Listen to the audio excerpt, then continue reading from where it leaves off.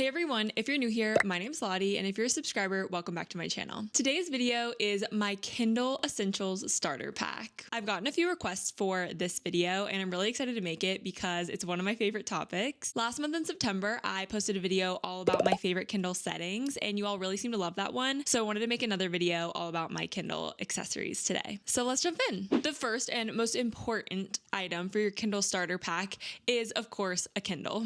This is the Kindle Paperwhite, but I actually also have the Kindle Oasis with me. If you want to know why I have both Kindles, check out my Is a Kindle Worth It video where I explain the differences between the Paperwhite and the Oasis and explain why I have two. But of course, for a Kindle Starter Pack, you need a Kindle. If you're asking my opinion on which Kindle I think you should get, after using both, the Paperwhite is the one that I recommend. You don't need many gigabytes because books really don't take up much storage on your Kindle. The Paperwhite is more affordable, but beyond that, even if they were priced the same, I would still choose the Paperwhite. And the reason I like the Paperwhite more is because of the battery life. It's just so much better. I can't explain to you guys how much longer the battery lasts on the Paperwhite. It's crazy. So now that you have your Kindle, the first essential accessory you need is, of course, a Kindle case. I think there's two kind of approaches when it comes to a Kindle case. The first is something like this that's kind of like a pad folio. This case is from Page the Shop. I will link this case down below, but it just covers the front and the back of the Kindle, and it opens like a book. And when you open up the cover, usually it will awaken the Kindle, so you shouldn't even have to unlock it. Lots of Kindle cases like this with this front cover come with a strap on the inside of the cover, so when you fold the cover to the back, you can hold the device a lot easier. So this is kind of your first option for a Kindle case. I also have a folio type case for my Kindle Oasis, so kind of the same idea. Has the front cover, opens up, the Kindle would be right here. You can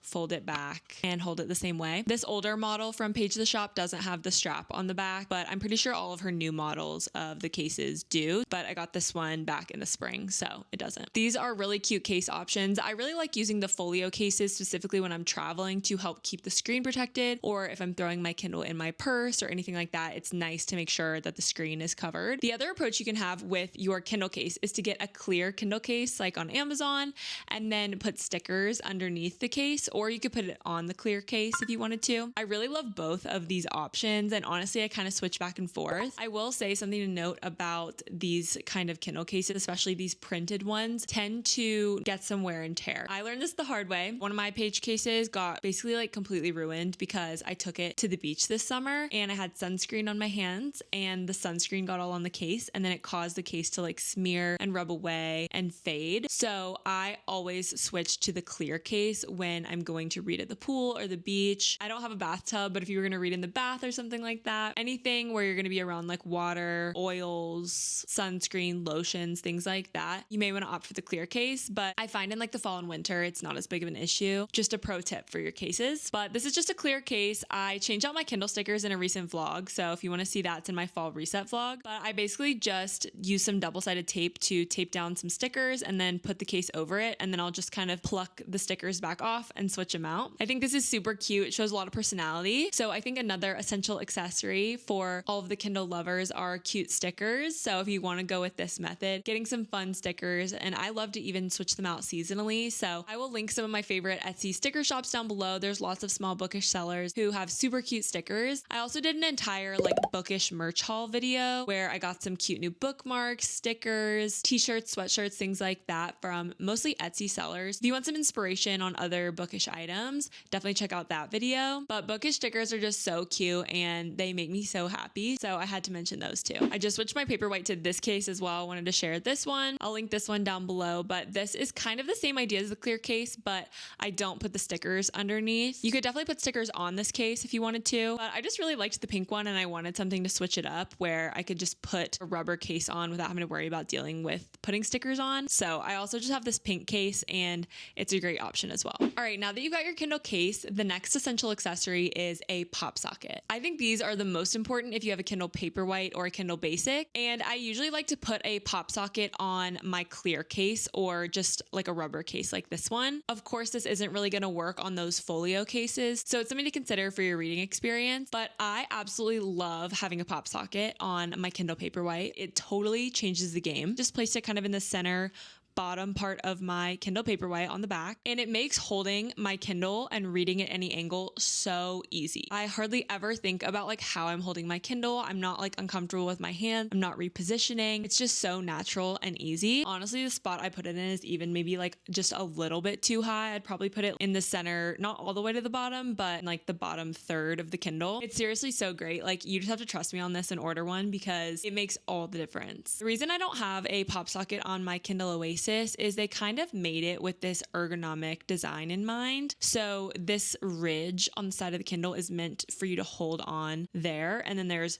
page turn buttons, but I've found that it's honestly not as comfortable as just using the Paperwhite and the pop socket. This is the ultimate, the most comfortable. I never think about it. Whereas with my Oasis, I really found myself missing like the pop socket. I was thinking about how I was holding it, and like that's just not something you want to be thinking about. I just want to be thinking about my book and not like how I'm holding my Kindle. There's also a brand I've seen online called Strapsicle. I don't actually have a Strapsicle just because I haven't found that I really need it yet, but if it's something that you think you might be interested in, I did want to mention it. Basically, Strapsicle just hooks on to kind of the corners of your Kindle on the back, and you can loop either one or two Strapsicles to make just like one horizontal line or two that make kind of like an X. And you can basically put the Strapsicle on the back of your Kindle, and then that will help you hold your Kindle. It's a little bit more like non-committal if you don't want to stick a full pop socket onto a case, then that's an easy one that you can kind of put on and take off depending on if you want it. Having a pop socket or a Strapsicle really makes reading so much more comfortable. I think they are brilliant inventions and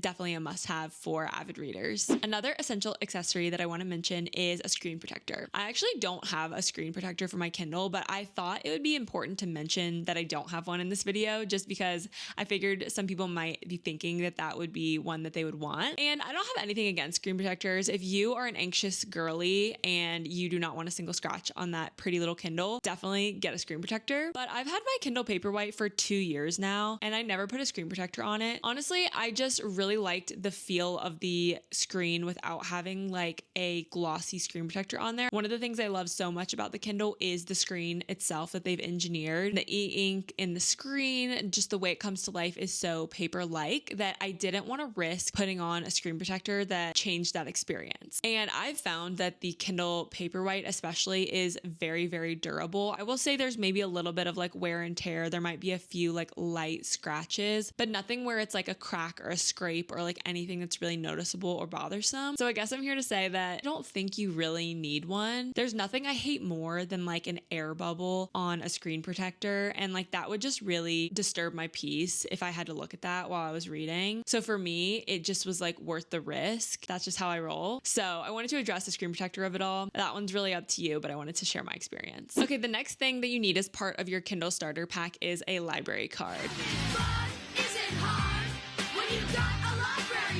I love my library card. It is my prized possession. We are so lucky to have such wonderful public libraries available to us here in the US. I don't know how they do this in other countries. I'm sure there's probably similar methods. But in the US, if you get a library card, you can link that up with an app, either Libby or Hoopla. I'll link both the apps down below. Libby and Hoopla are both free apps that allow users to borrow digital media from their public libraries. Basically, once I downloaded the Libby app, I was able to create an account and link my library member card to it. And this way I'm able to borrow or put holds on ebooks or audiobooks. I love this integration. It's so cool to be able to use my library card to get free ebooks to my Kindle. I always have holds on my full 15 books. They cap me at 15, but it depends on which county library system you're a part of. Some of them are like unlimited, I think. Some of them are just at like 5. It just can vary. But I think depending on the demand at your library and then how many digital copies they have available, you can have to wait a certain amount of time, like a month or 6 months, to get a certain book off of hold. It's a great app, and I could do a whole video, I'm sure, just on Libby, but I wanted to make sure you guys knew about the public library integration. The next item that is part of my Kindle starter pack is a remote page turner for your Kindle. I held out on getting one of these for so long. It's super easy to charge and pair with the Kindle though, and I just kind of bit the bullet one day and was like, you know what? I want to try it. I want to see if it's actually worth it. And honestly, guys, I kind of love it. It feels unnecessary. It feels superfluous, but it's luxury. Like, it's fun. And if you are a huge Kindle reader, I think you would love this. And honestly, I don't think I would ever use this if it weren't for my Kindle pillow stand too. So they're kind of a package deal. I know it's very extra, but The combination of the pillow stand and the remote page turner is just chef's kiss. It's elite. So basically the way it works is you clip on this kind of chunky piece to the Kindle itself, and you just push a button on the back of this to turn the page turner on, and then the little remote automatically connects. You can push either button to turn the page. There's no way to go back. So if you do want to go back a page, you have to use your finger. I know, laborious. I resisted getting the combo of the pillow, Kindle stand, and the page turner for a while, but I don't know why I was holding back. It's just so nice and cozy, especially heading into fall and winter where I'm finding myself curled up with my book on cold or rainy days much more than I was in the summer. Don't knock it till you try it. The next thing that's part of my Kindle starter pack is Bookish subscriptions. So that's going to be Kindle Unlimited and Audible. Kindle Unlimited is $12 a month, and you get access to, I think it's millions of titles. They have tons of Frida McFadden, all of Elsie Silver. They have all the Harry Potter books on there right now. It kind of switches out almost like Netflix what they have on there, but you can borrow up to 20 titles at a time. I think it's a really great deal, especially if there's a lot of books on there that you would want to read anyways. Definitely check out what's available in Kindle Unlimited and see if those are books that are on your TBR. And then if they are, I think it could definitely be worth it because $12 is about the cost of like one paperback book. So if you're going to read multiple titles from Kindle Unlimited a month, you're already saving money. And Audible is $15 a month. It's a little bit more expensive. And with that, you get 1 credit a month to use on an audiobook title. And if you don't use a credit 1 month, they do roll over, which is really nice. So it's not like a use it or lose it scenario. Audible does do, I think, a 30-day free trial. And I think Kindle Unlimited does where you can get it for 3 months maybe for free. So definitely look into the different free trial options with both of these subscription services to see if you like them. And then in addition to Amazon's subscription services, also with your Spotify Premium, you get 15 free audiobook hours of listening per month. Those don't roll over though. You only get 15 each month and that's it. They're not going to like build up over time. Spotify has tons of great titles on there. I use it all the time. It's great if you want to do a little bit of tandem reading and listening. So for me, I might read before bed, and then the next day when I'm getting ready for work, I'm going to listen to my book while I'm doing my makeup, and then I'll pick back up the physical copy when I get home that evening. So it's really nice to be able to switch off like that with a service like Spotify where I don't have to buy the whole audiobook, but I could just stream certain chapters. And the last thing I have to share today as part of the Kindle starter pack is really just something for all bookish lovers, and that's just any kind of bookish merch. I'm wearing this super cute sweater today that I had to give a shout out to Threaded by Sabrina for. She just re-released these sweaters and I'm so obsessed. I don't know if you guys noticed throughout the video, but there's like books all over my sweater and it's just the cutest thing ever. There are tons of amazing sellers on Etsy who sell lots of cute bookish merch, and it's really fun to get some merch that reps some of your favorite books. I actually got this shirt from a shop called House of Jupiter, and it says the full box set, and then it has blue hearts with the names of all of the characters in the full box set. It's the name of like a friend group in the Magnolia Parks series. I love this shirt because it's kind of just like an inside thing where if you've read the Magnolia Parks books, you're going to understand what my shirt means. And then if not, it's like no big deal. Same with this shirt. It's so cute. It is a reference to Emily Henry's Funny Story. It says Waning Bay Public Library Readathon. If you know, you know. I also love this t-shirt from the Common Room shop. It says the Tortured Readers Department. So for any of my Swiftie and Kindle girlies, this one is so cute. And just in general, there are so many amazing bookish small businesses and sellers, particularly on Etsy. I feel like I've been able to find so many through Etsy. And then a lot of times too, I can find if they have their own website. Usually it's linked on their Etsy shops too. I love finding new small businesses to support. So if you have any of your favorites, definitely leave those in the comments too. Those are all of my items that I have to share today for my Kindle Essentials starter pack. If there's anything that you think I forgot, definitely comment down below. I'd love to hear what you would put in your Kindle Essentials starter pack. I will link as many of the items as I mentioned in today's video in the description box if you're interested in any of them. Give this video a thumbs up if you enjoyed it, and let me know if you guys want to see any other Kindle related videos. If you made it this far, comment down below with the bow emoji so I can know who made it to the end. That's all I have for today, you guys. If you're new here, be sure to subscribe down below so you don't miss a video from me, and I will see you in my next one. Bye, everyone.